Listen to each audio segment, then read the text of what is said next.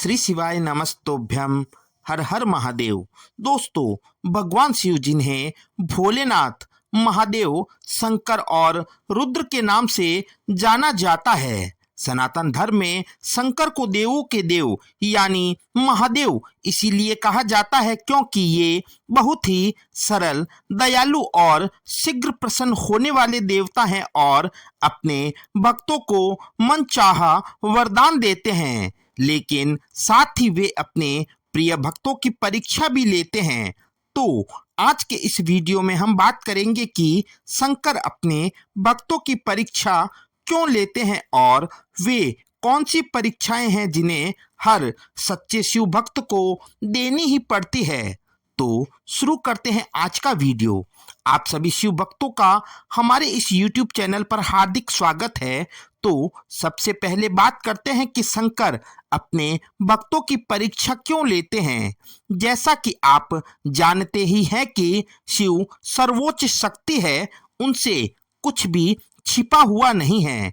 किस व्यक्ति की क्या सामर्थ्य है, किस तरह के भाव मन में है और किस प्रकार के प्रयास कर रहे हैं, मेरे शंकर सब कुछ जानते हैं। फिर भी वे परीक्षा क्यों लेते हैं? तो गुरुजी कहते हैं कि यह परीक्षा नहीं है बल्कि तुम्हारे शुद्धिकरण की प्रक्रिया है।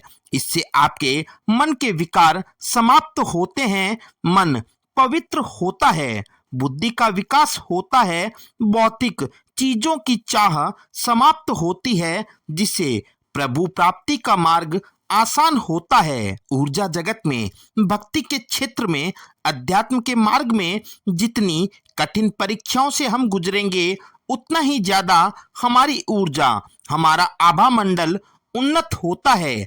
भगवान शिव के प्रति हमारी भक्ति भी उतनी ही गहरी होती है।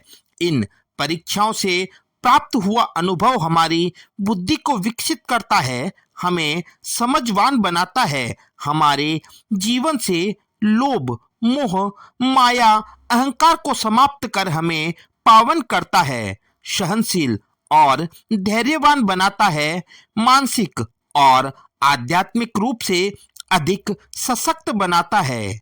अब बात करते हैं कि वे तीन प्रमुख परीक्षाएं कौन सी है जो अधिकतर भक्तों को देनी होती ही है। तो पहली जो परीक्षा होती है वह यह है कि जैसे जैसे हम साधना के क्षेत्र में आगे बढ़ते हैं, रास्ते कठिन होते जाते हैं। आध्यात्मिक यात्रा के प्रारंभ में तो ये परिस्थितियां आती ही है। जब हम भक्ति शुरू करते हैं तो बहुत सी बाधाएं आती है, कई बार बहुत विकट शारीरिक दिक्कतें होती है, स्वास्थ्य खराब होना, शरीर में दर्द होना, पूजा या जप करते समय सर में दर्द होना या बैठने में प्रॉब्लम होना। ये शारीरिक कष्ट क्यों होते हैं? ऐसा इसलिए होता है कि हमारी रुकावटें, हमारी पुरानी भावनात्मक गांठें जो हमारे अंदर बहुत गहरे जड़े जमाई बैठी है, हमारे संचित कर्मों के रूप में स्थित है, वे कट रही होती है। तो ये तकलीफें शारीरिक कष्ट के रूप में सामने आती है, मानसिक या भावनात्मक कष्ट भी हो सकता है। इसके अलावा घर की सुख शांति समाप्त हो सकती है, क्लेश की स्थिति बन सकती है, घर में तनाव हो सकता है, जिस कारण भक्तगण, साधकगण ध्यान नहीं लगा पाते।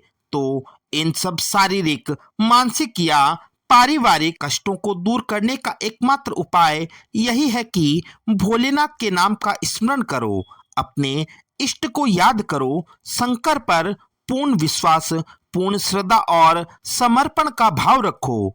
बहुत जल्दी इन परिस्थितियों से उबर कर बाहर आ जाओगे। दूसरी जो परीक्षा है वो है पूजा और साधना का फल ना मिलना अथवा फल प्राप्ति में विलंब होना। यह परीक्षा हर शिव भक्त को, हर साधक को अवश्य ही पार करनी पड़ती है। हम जब साधना शुरू करते हैं, मंत्र जप करना स्टार्ट करते हैं, व्रत उपवास करते हैं, किंतु फिर भी हमें कोई भी सकारात्मक बदलाव महसूस नहीं होता, बल्कि कई बार तो स्थितियां और भी विकट हो जाती है और हमें लगता है कि शंकर हमारी सुन ही नहीं रहे हैं, जबकि वास्तव में ऐसा नहीं है। शिव सुन भी रहे हैं, देख भी रहे हैं और हमारे मनोभाव को अच्छी तरह से समझ भी रहे होते हैं। फल प्राप्ति में विलंब का कारण यह है कि आपकी ऊर्जा का स्तर जितना बढ़ना चाहिए उतना नहीं बढ़ा है। आपकी आध्यात्मिक जागृति जितनी होनी चाहिए उतनी नहीं है। जिस भी फल की आपको जीवन में चाह है, अभी आपके कर्म उतने नहीं कटे हैं जितने कटने चाहिए। अभी और अधिक धैर्यवान और अधिक सहनशील आपको बनना है और जब भोलेनाथ देंगे तब इतना देंगे कि आपने सोचा भी नहीं होगा। बस शंकर पर विश्वास रखना। तीसरा चरण, जो तीसरी परीक्षा है, यह भी बहुत से साधकों को देनी पड़ती है। भोग विलास, सांसारिक आकर्षण अपनी तरफ बहुत अधिक आकर्षित करते हैं, जिस कारण वे भक्ति के मार्ग से विचलित हो जाते हैं। गुरुजी कहते हैं कि कभी भी अपने विवेक को मत खोना, किसी भी तरह के भौतिक आकर्षण में मत फंसना, अहंकार से दूर रहना।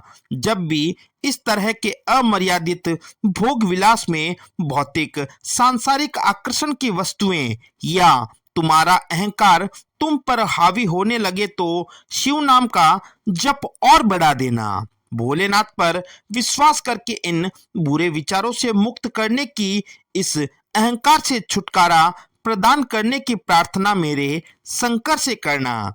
भगवान शिव अपने भक्तों की परीक्षा इसलिए लेते हैं ताकि वे यह सुनिश्चित कर सके कि वे सच्चे भक्त हैं अथवा नहीं। भगवान शिव की परीक्षा में सफल होने के लिए सच्ची श्रद्धा, धैर्य, सेवा और अहंकार रहित भक्ति आवश्यक है। यदि कोई भी भक्त इन गुणों को धारण करता है तो भगवान शिव अवश्य ही उसे अपना आशीर्वाद प्रदान करते हैं। श्री शिवाय नमस्तुभ्यम। श्री शिवाय नमस्तुभ्यम।